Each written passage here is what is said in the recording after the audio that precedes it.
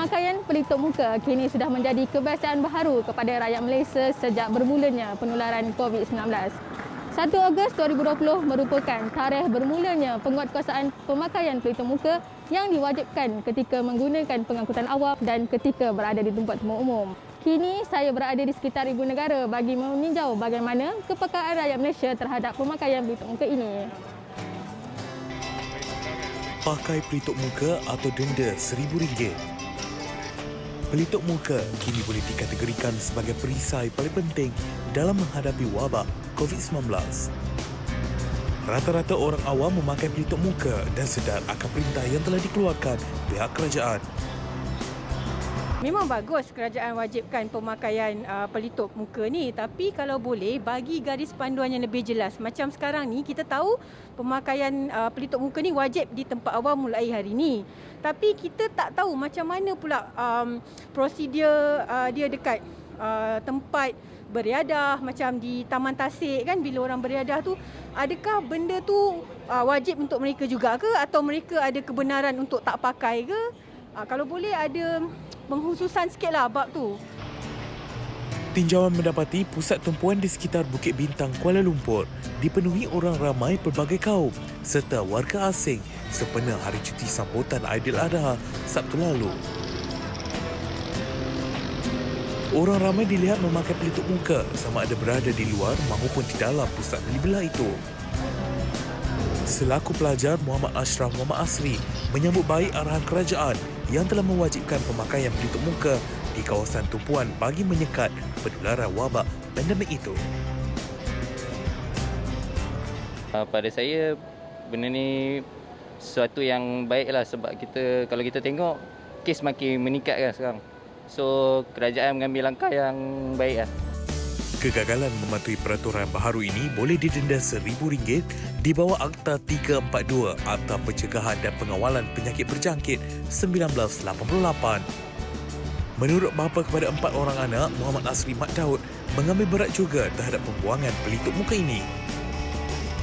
Saya bawa emas tu balik ke rumah dan lupuskan dalam tong sampah di rumah untuk tidak tersebar penyakit itu kepada orang lain. Masyarakat perlu berganding bahu membantu negara bagi memerangi penularan wabak COVID-19 ini. Secara keseluruhannya, masyarakat dilihat memahami dan mematuhi arahan serta SOP Perintah Kawalan Pergerakan Pemulihan PKPP termasuk arahan pemakaian pelitup muka yang telah mula berkuat kuasa 1 Ogos 2020. Okey, rata-rata kita dapat lihat pematuhan lah. Cuma ada perkara-perkara tertentu yang barangkali rakyat mahukan pihak berkuasa memperhalusi seperti disebutkan tadi. Kita bercakap tentang penguatkuasaan pemakaian pelitup muka dan keberkesanan jenis-jenis ini dan juga bagaimana nak melupuskannya. Ya, Marsila? Betul, sebab kadang-kadang kita bila pakai pelitup muka tu, ada setengah orang buang saja ke dalam tong sampah ataupun mungkin letak di tempat berata-rata. Jadi sebenarnya ada cara-cara tersendiri bagaimana untuk kita melupuskan pelitup muka itu. Jadi untuk itu, untuk berbincang mengenai perkara ini, kami bawakan kepada anda di studio hari ini, iaitu Dr. Priya Ragunan, Ketua Sektor Kesihatan Pekerjaan dan Alam Sekitar, Bahagian Kawalan Penyakit, Kementerian Kesihatan Malaysia. Apa khabar, Doktor? Khabar baik, Selamat apa khabar? pagi. Selamat pagi. Ya. Dr. Priya ni bagus. Sampai saja terus memaklumkan kita tentang penjarakan fizikal. Jadi kita pun macam mengingatkan kita. Kan. Doktor, terima kasih banyak-banyak juga ya. Sama-sama. Okey, kita bercakap tentang penguatkuasaan ini. Kita kalau boleh tidak mahu melihat ini sebagai penguatkuasaan. Kita nak lihat ini sebagai satu kesedaran normal baharu kan. Betul. Jadi setakat ini bagaimana pada pandangan doktor tentang amalan rakyat Malaysia bila bercakap tentang pelitup muka ni? Okey, mungkin rakyat tak faham dan rakyat rasa kenapa kerajaan terpaksa mewajibkan. Okey, isu yang berlaku adalah pada asalnya bila COVID ini mula dikatakan menjangkiti orang, semua orang rasa takut. Kami dah buat MCO. Bila kita dah buka MCO tu, jadi RMCO, orang rasa mungkin selesa sedikit. Kita nampak orang pun tidak mengamalkan penjarakan. Orang pun kira leka sedikitlah. Pergi ke shopping mall, beramai-ramai, makan bersama-sama. So nampaknya mereka tidak, saya bukan kata tidak ambil serius, mungkin rasa semua baik sekarang. Jadi mewajibkan pelitup muka ni merupakan saya rasa cara kerajaan untuk mengingati rakyat, okey, supaya mengambil dan langkah-langkah kawalan pencegahan yang sepatutnya. In fact, bila kita pakai pelitup muka, kami pun ingat, oh ya, ada pelitup muka.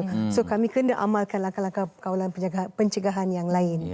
So itu adalah satu cara kami untuk mengingati rakyat. Betul juga bila kita dah pakai tu kita secara tak langsung kita sedar yang kita sedang dalam fasa berhati-hati. Ya, betul. Sebab kita tak tahu kan kerana virus itu tidak kelihatan. Jadi kita perlu sentiasa memakai pelitup muka. Jadi bagaimana pendapat doktor sendirilah, bagaimana cara untuk kita memupuk lebih banyak kesedaran tentang pemakaian pelitup muka yang betul ini? Okey. So mungkin pertama sekali sesiapa yang lebih tahu dan sesiapa yang faham perlulah menjadi advokat kita. Perlu memberitahu keluarga, ahli keluarga, perlu memberitahu orang ramai. So cara-cara pemakaian pelitup tu adalah pun sangat penting. So semua orang bila pakai pelitup muka banyak yang dikatalah pakai biru kat luar bila nak jaga diri sendiri, pakai biru kat dalam bila nak jaga orang lain. Sebenarnya tak betul lah. Cuma ada satu cara untuk menggunakan pelitup muka iaitu dengan bahagian berwarna kat luar, permukaan berwarna, permukaan putih tu adalah di bahagian dalam. Oh, doktor, ada yang kata kalau untuk jaga diri biru dalam. Tapi tak betul. Oh, saya tak pernah dengar. Macam-macam orang cakap. Benar. Tapi tak betul. Tapi tak betul. Memang yang berwarna di luar. Ya. Okey, Cop. Doktor, yang warna merah jambu ni macam mana? Samalah. Yang putih tu di dalam. Maknanya dia tak ada beza lah kalau dari segi warna. Dari segi warna tak ada beza. Cuma putih di bahagian dalam. Dan bahagian logam ni, jalur logam tu kenalah di atas hidung. Di atas hidung. Ya. So janganlah pakai terbalik. Bukan untuk ditekapkan kepada dagu yang besi ni, logam ni untuk hidung ya. Okey, baik. Okey, seterusnya. So bila kita pakai mask ni kita kena pegang pemegangnya sahaja sepatutnya. Okey, pasang mask. Ya. Okey, pastikan tutup hidung dan bawah tutup dagu. Dan kita tekan jalur logam supaya fit dia baik-baik. Ini adalah cara untuk menggunakan mask. Itu juga senang kan kalau kita pakai. Bila nak tekan tu betul ke tak betul? Betul ke tak betul? Betul tak betul? Ya. Okey, itu cara dia. Okey, and then cara buka pula pakai saja pemegang. Dan kalau kita terus melupuskan mask ni, boleh lupuskan dalam tong sampah bertutup. Tong sampah bertutup, okey. Itu sahaja. Dan katalah kan semua orang pergi makan, mana nak simpan mask, macam-macamlah gantung kat dagu. Okey, simpan satu beg plastik, kita kata resealable bag, itu saranan WHO, atau beg kertas pun boleh, dalam handbag ke mana-mana beg, simpanlah mask ni dalam beg tu. Sebab jangan lupa permukaan ini adalah permukaan yang tercemar. Betul. So that's why bila kita gantung kat dagu tu, maksudnya kita menyentuh permukaan tercemar, kan, bila gantung. So masuk dalam beg tu, simpan. Selepas makan boleh ambil, pakai pemegang dan pakai semula. Okey, selepas ditanggalkan buat sementara, contoh kita nak pergi makan dan sebagainya. Lepas tu barangkali kita lupa, berapa lama ia boleh disimpan sebelum digunakan kembali ataupun sebelum dia tidak boleh digunakan?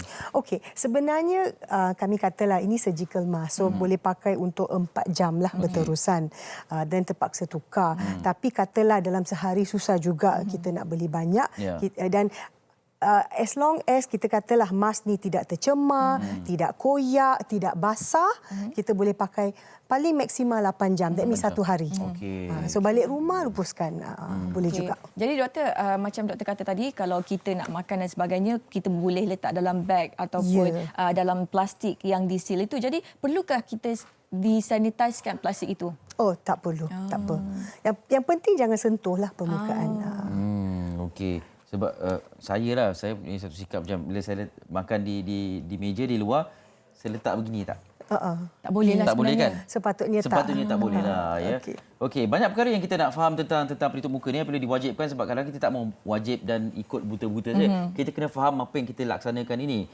Okey, di pasaran sekarang terdapat jenis-jenis. Okey, satu yang surgical mask ini, dan kemudian ada yang jenis kain dan saya pun tak tahu ini material apa.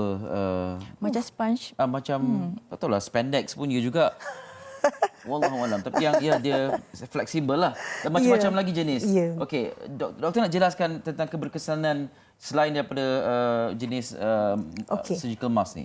Sebenarnya kami sarankan 2 jenis mask. Ya.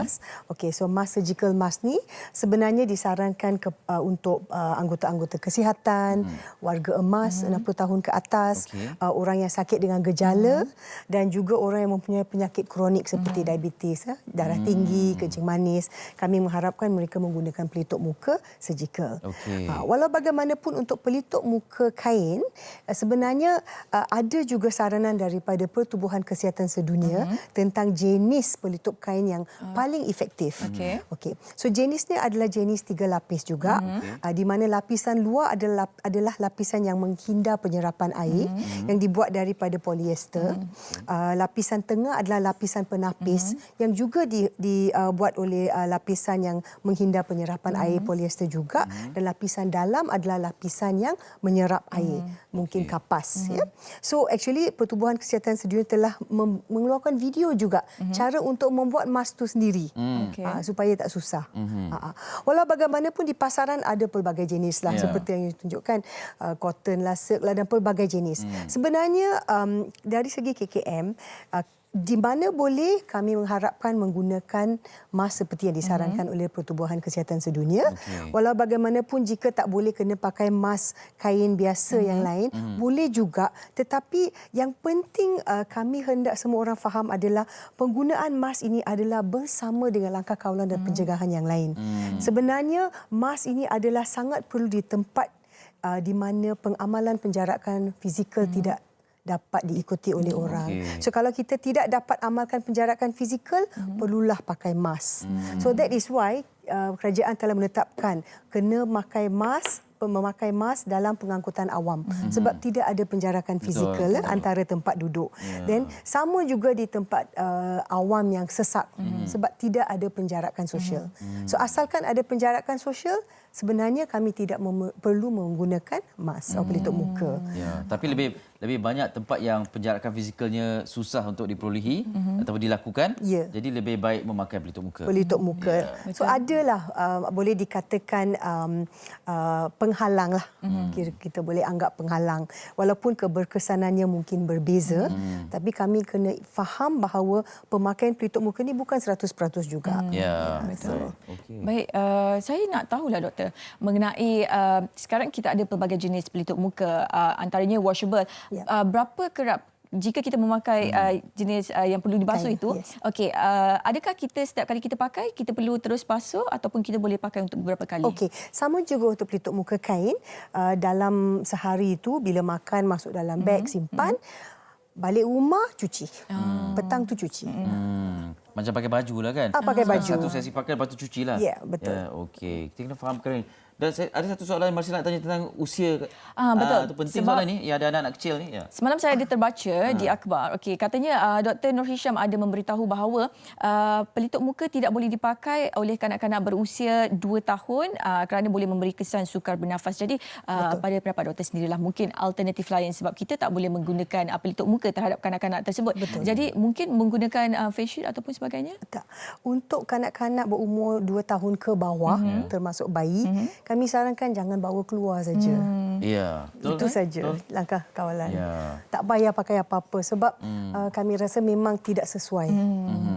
Jadi kalau ini mungkin untuk 3 tahun ke bawah ni, senang cerita tak perlu bawa keluar ya.